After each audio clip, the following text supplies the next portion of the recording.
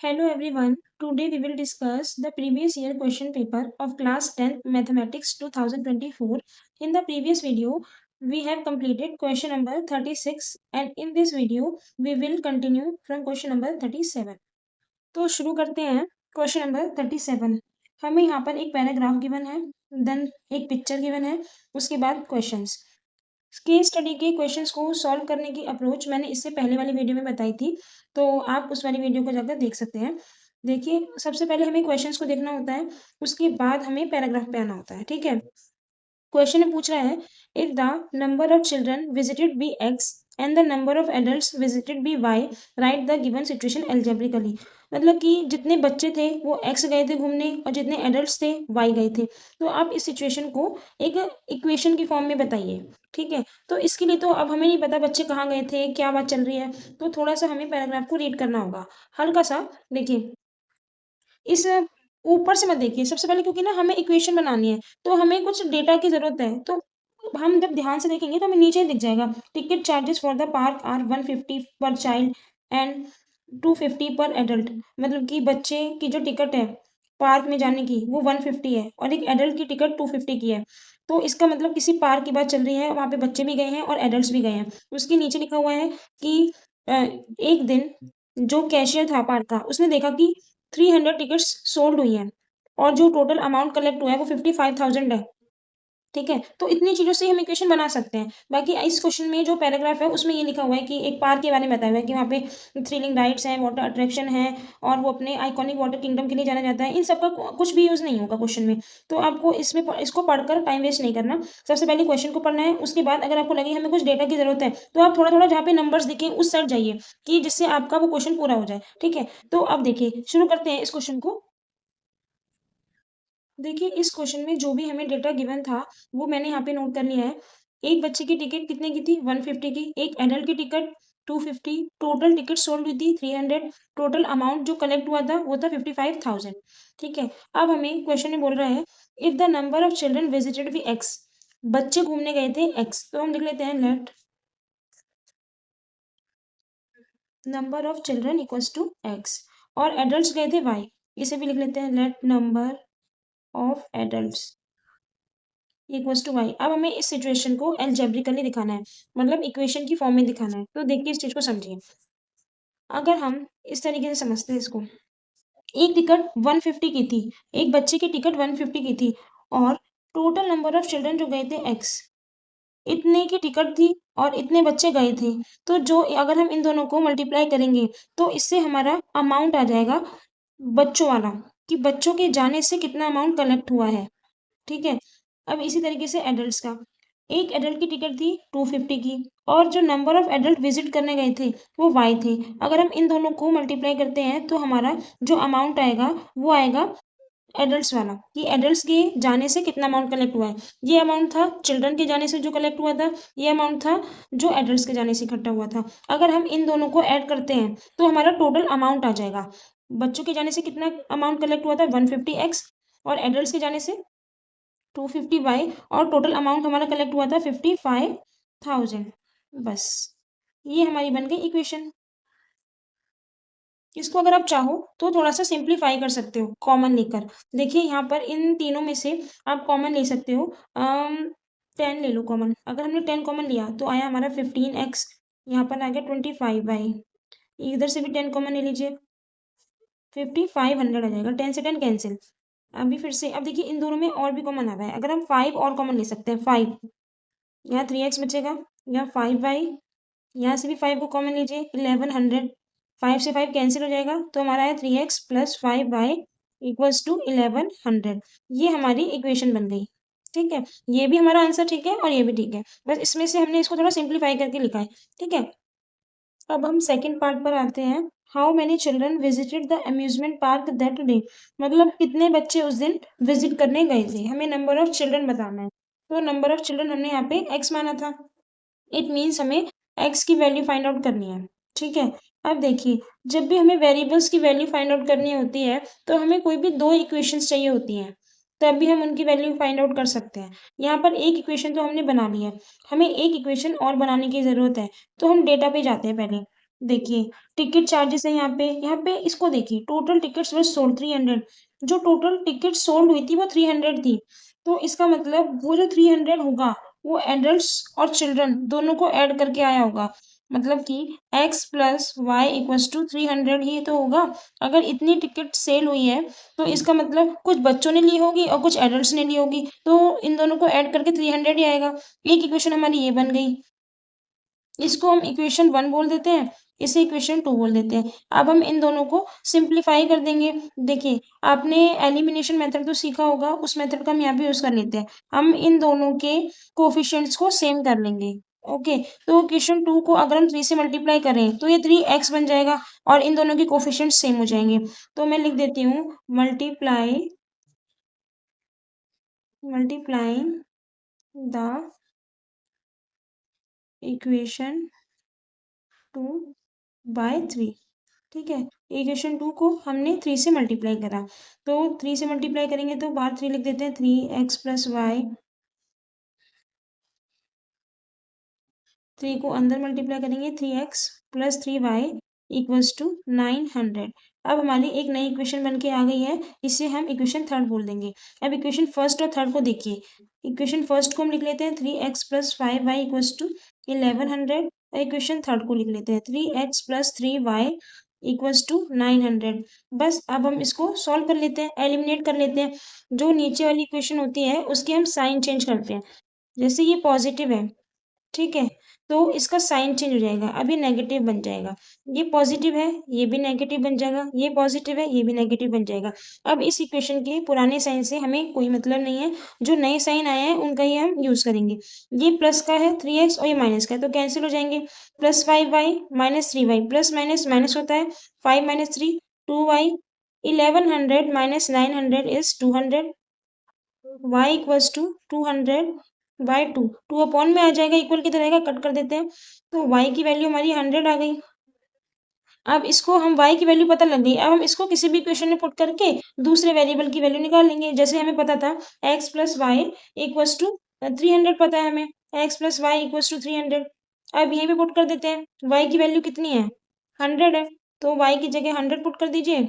300 x equals to 300, 100 इधर जाएगा तो माइनस का बन जाएगा, x equals to 200। It means x हमारा 200 आ गया, और x क्या था हमारा नंबर ऑफ चिल्ड्रन। वही हमें क्वेश्चन में पूछ रहा था कितने बच्चे घूमने गए थे, तो 200 बच्चे घूमने गए थे। ये how many children visited the amusement park that day, तो कितने बच्चे गए थे 200। और इसके और में एक और क्वेश्चन है कि कितने एडल्ट्स विजिट करने गए थे। वैसे आपको इन दोनों में से एक करना था, पर दोनों को ही करने के लिए हमें वही करना होगा। एक वेरिएबल की वैल्यू निकालेंगे तभी तो दूसरी की वैल्यू निकलेगी। तो हमारा इसका आंसर भी आ गया, नंबर ऑफ एडल्ट्स हमारे वाई थे, वाई की वैल्यू भी 100, मतलब कि 100 तो एडल्ट्स गए थे और 200 चिल्ड्रन गए थे। ओके, अब हम पार्ट थर्ड पर आते हैं। इस पार्ट में हमसे ये पूछ रहा है कि अगर 250 चिल्ड्रन घूमने जाते हैं और 100 एडल्ट्स जाते हैं, तो जो हमारा टोटल अमाउंट होगा वो कितना होगा। देखिए टोटल बच्चे हमारे गए हैं 250 और एक बच्चे की टिकट है 150 की, तो ये जो हमारा अमाउंट कलेक्ट होगा ये अमाउंट हमारा चिल्ड्रन के जाने से इकट्ठा होगा। इन दोनों को मल्टीप्लाई करेंगे तो हमारा आएगा 37500। आप मल्टीप्लाई करके देख लेना। उसके बाद एक एडल्ट की जो टिकट है वो हमारी थी 250 की, और हमारा जो नंबर ऑफ एडल्ट्स है वो 100 है, तो इससे जो हमारा अमाउंट आएगा वो होगा कितना 2530। ये हमारा अमाउंट बच्चों के जाने से इकट्ठा होगा और ये अमाउंट एडल्ट से जाने से इकट्ठा होगा। अब इन दोनों को ऐड कर देंगे तो हमारा टोटल अमाउंट आ जाएगा 37500 प्लस 25,000 इक्वल्स टू, प्लस करके देख लेना 62500। इसको अगर आप अलग अलग ना लिखकर इस तरीके से लिखना इक्वेशन की फॉर्म में, 250 मल्टीप्लाई 150 प्लस, मतलब एग्जाम में आपको किस तरीके से करना है, आपको एग्जाम में इस तरीके से करना है। ये तो मैंने आपको समझाने के लिए बताया है। ये चिल्ड्रन के जाने से अमाउंट इकट्ठा हुआ है, ये एडल्ट्स के जाने से इकट्ठा हुआ है। उसके बाद इसके नीचे लिखना 37500 प्लस 25,000। अब यहाँ पे ऐड करके लिख देना 62500, बस। ओके, अब हम क्वेश्चन नंबर 38 पर आते हैं। इसमें हमें एक पैराग्राफ गिवन है, उसके बाद फिगर, देन क्वेश्चन। सबसे पहले हम क्वेश्चंस को रीड करेंगे। और part 1 is, if A is taken as origin what are the coordinates of the vertices of triangle P Q R. ये कह रहा है कि अगर ए को आप ओरिजिन मानते हैं तो यहाँ पर एक ट्रायंगल बना हुआ है, उस ट्रायंगल में 3 पॉइंट्स है P, Q और R। आपको इन तीनों के कोऑर्डिनेट्स बताने होंगे। तो कोऑर्डिनेट्स तो हम तब बताएंगे जब हमें यहाँ का गैप पता लगेगा कि इन दोनों के बीच का कितना कितना गैप है। तो इसके लिए हमें इस पैराग्राफ को पढ़ना होगा, क्योंकि अभी हमें पूरी इन्फॉर्मेशन नहीं मिली है। इसका मतलब हमें इस क्वेश्चन में फिगर को भी देखना पड़ रहा है और इस पैराग्राफ को भी। तो इस पैराग्राफ में ये कह रहा है कि एक गार्डन है, वो स्क्वायर शेप का है। जो वहाँ का गार्डनर है वो पार्क की जो बाउंड्री है वहां पर 1 मीटर के डिस्टेंस पर अशोका ट्री के सैपलिंग्स लगाना चाहता है। इट मीन्स इन दोनों के बीच का जो डिस्टेंस है 1 मीटर है। उसके बाद वो रोज प्लांट से डेकोरेट करना चाहता है इस गार्डन को, वो भी ट्रायंगुलर रीजन में। तो इस तरीके से डेकोरेट करने के लिए वो क्लास 10th के बच्चों की हेल्प लेना चाहता है। बस इसमें यही लिखा हुआ है इस पूरे पैराग्राफ में। ठीक है, तो आइए इसे सॉल्व करते हैं। सबसे पहले हमें कोऑर्डिनेट्स पूछ रहा है। मैंने इसके लिए एक ग्राफ पर इस ट्रायंगल को ड्रॉ कर लिया है। देखिए 1-1 मीटर का गैप है, तो हम कोऑर्डिनेट्स कैसे निकालते हैं? सबसे पहले हम एक्स के कोऑर्डिनेट लिखते हैं, फिर वाई की कोऑर्डिनेट लिखते हैं। तो आप ध्यान से देखिए क्यू को, यहाँ से लेकर यहाँ तक ये एक्स एक्सिस होता है और ये वाला वाई एक्सिस होता है। तो यहाँ से देखिए 3, यहाँ से 3 और यहाँ से 2, यहाँ से 3 पर है और यहाँ से 2 पर। तो इससे कोऑर्डिनेट्स रहेंगे 3 एंड 2। अब आर को देखिए, यहाँ से है 6 और यहाँ से है 5, 6 और 5। अब पी को देखिए, यहाँ से है 4 और यहाँ से है 6। क्यू का इधर से 3 और 2। आर का क्या होगा 6 एंड 5 और पी का होगा 4 एंड 6। इस तरीके से पी, क्यू और आर तीनों के कोऑर्डिनेट्स पता लग गए। अब हम सेकंड पार्ट पर आते हैं। Find distance P Q and Q R. हमने रफली यहाँ पर एक ट्राइंगल ड्रॉ कर लिया है डिस्टेंस फाइंड आउट करने के लिए। देखिए हम डिस्टेंस फॉर्मूला को यूज करेंगे, पी और क्यू। पी को यहाँ लिख लेती हूँ मैं, क्यू को यहाँ। इस तरीके से पी के कोऑर्डिनेट्स है हमारे 4, 6, क्यू के कोऑर्डिनेट्स हैं 3 एंड 2, 4, 6, 3, 2। ये हमारा होता है x1, ये होता है y1, this is x2, this is y2। Distance formula हमारा कहता है पी क्यू अगर हमें निकालना है तो P Q equals to root x2 minus x1 whole square plus y2 minus y1 whole square. अब हम वैल्यूज को पुट कर देंगे। x2 है हमारा 3, x1 is 4 plus y2 is 2, y1 is 6 plus minus minus minus 1 plus minus minus minus 4, -1 का square होता है 1 प्लस -4 का square 16, root 1 plus 16 equals to root 17। तो पी क्यू तो हमारा आ गया।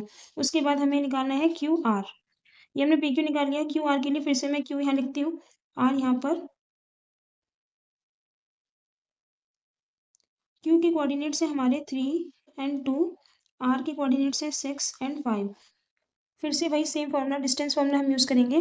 This is x1, this is y1, this is x2 and this is y2। Q R equals to root x2 minus x1 whole square plus y2 minus y1 whole square. x2 है हमारा 6, x1 is 3। Values को put कर रही हूँ मैं। y2 है हमारा 5, y1 is 2, plus minus minus होता है 6 minus 3 is 3, 5 minus 2 is 3। Whole square को सॉल्व कर देंगे। 3 square equals to 9, 3 square equals to 9, root 9 plus 9 equals to root 18। इसका स्क्वायर रूट अगर आप फाइंड आउट करना चाहो तो निकाल सकते हो। रूट 18, 2 9 जा 18, 3 3 जा 9। जिसका पेयर बनता है वो रूट के बाहर आ जाता है, जिसका पेयर नहीं बनता वो रूट के अंदर आ जाता है। 3 रूट 2। इस तरीके से हमने पी क्यू को फाइंड आउट कर लिया और क्यू आर को भी कर लिया। अब हम पार्ट बी पर आते हैं। Find the coordinates of the point which divides the line segment joining points P and R in the ratio 2:1 internally. ये क्वेश्चन कह रहा है कि दो पॉइंट्स हैं पी और आर। पी और आर को मिलाने से जो लाइन सेगमेंट बनता है, इस लाइन सेगमेंट को एक पॉइंट एम 2:1 में डिवाइड करता है। हमें इस पॉइंट एम के कोऑर्डिनेट्स फाइंड आउट करने हैं। इसमें हम सेक्शन फॉर्मूला को यूज करेंगे। By using section formula x equals to m1 x2 plus m2 x1 upon m1 plus m2। और y के कोऑर्डिनेट्स हम निकाल सकते हैं m1 y2 plus m2 y1 upon m1 plus m2। ठीक है, this is x1, this is y1, this is x2, this is y2 and this is m1, this is m2। अब हम वैल्यूज को पुट करना शुरू करेंगे। x इक्वल्स टू m1 है हमारा 2, x2 है 6 प्लस m2 है, m2 is 1, x1 is 4 upon m1 plus m2, m1 is 2 and m2 is 1।